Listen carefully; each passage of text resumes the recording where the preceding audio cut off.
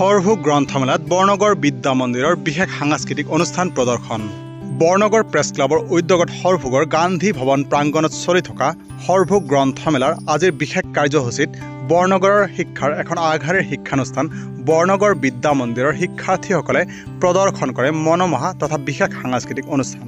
Barnagar press ক্লাবৰ উদ্যোগত 7 দিনীয়া বৰ্ণাঢ্য কাৰ্যসূচীৰে চলি থকা উক্ত গ্ৰন্থমেলাৰ আজি 4ৰ্থ দিনৰ কাৰ্যসূচীত বৰনগৰ বিদ্যা মন্দিৰৰ শিক্ষাৰ্থীসকলে বিভিন্ন সাংস্কৃতিক অনুষ্ঠান প্ৰদৰ্শন কৰি উপস্থিত শ্ৰোতা দৰ্শক তথা ৰাইজৰ মনোমুগ্ধ কৰিবলৈ সক্ষম হয়।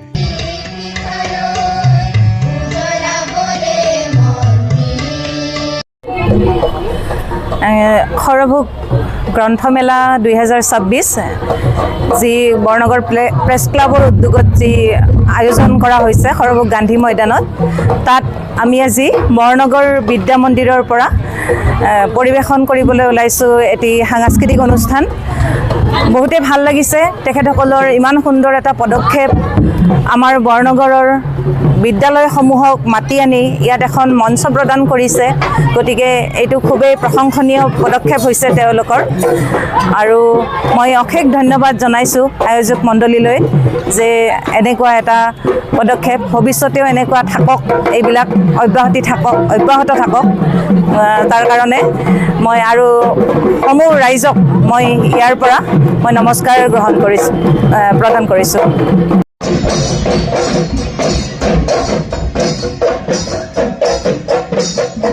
বসন্ত আহিলে ভৰিতি কুলিতিয়ে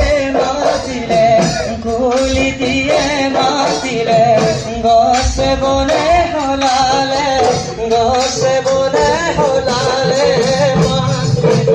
আজি বিহুত